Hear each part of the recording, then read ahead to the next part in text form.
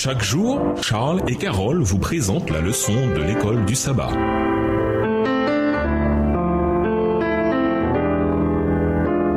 Bienvenue à votre émission Dieu nous parle. Nous voilà à la leçon de dimanche. Le peuple de Dieu en Égypte. Le livre de l'Exode est appelé en hébreu Shemo, littéralement traduit comme les noms. Selon les premiers mots de ce document ancien, voici les noms sont les premiers mots de ce livre. Les noms des membres de la famille du patriarche Jacob sont énumérés dès le début. Lisons Exode 1, les versets 1 à 7. Quelle vérité cruciale trouve-t-on dans ce passage? Exode 1, les versets 1 à 7. Voici les noms des fils d'Israël venus en Égypte avec Jacob et la famille de chacun d'eux. Ruben, Siméon, Lévi, Juda, Issachar, Zabulon, Benjamin, Dan, Nephtali, Gad et Aser. Les personnes issues de Jacob étaient au nombre de 70 en tout. Joseph était alors en Égypte. Verset 6. Joseph mourut ainsi que tous ses frères et toute cette génération-là. Les enfants d'Israël furent féconds et multiplièrent. Ils s'accrurent et devinrent de plus en plus puissants. Et le pays en fut rempli. Exode commence par un rappel de la bénédiction de Dieu. Lorsque le patriarche Jacob et sa famille s'étaient installés en Égypte, il n'était que 70 personnes. Genèse 46, verset 26, Exode 1, verset 5. Mais les Israélites furent féconds et multiplièrent. Ils s'accrurent et devinrent de plus en plus puissants. Et le pays en fut rempli. Exode 1, verset 7, version du second. Cependant, au moment de l'Exode, il comptait environ 600 000 hommes de pied, sans les enfants. Exode 12, verset 37, version du second. Lisons Exode 1, les versets 8 à 11. Quelle était la situation des Israélites au moment de l'Exode?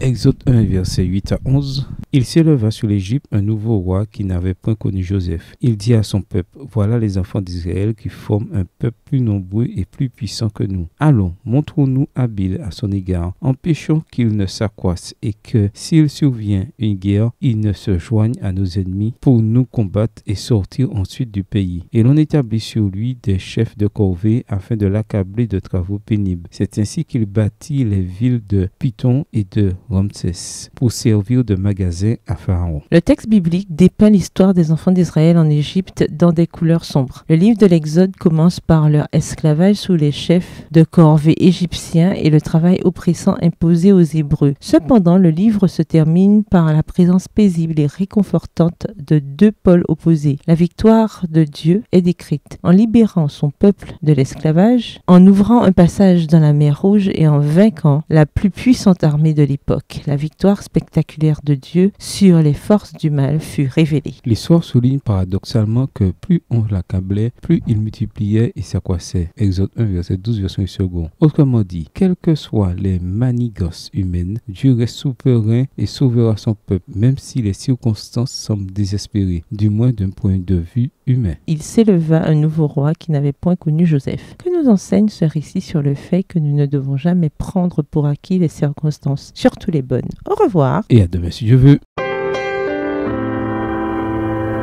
Dieu nous parle.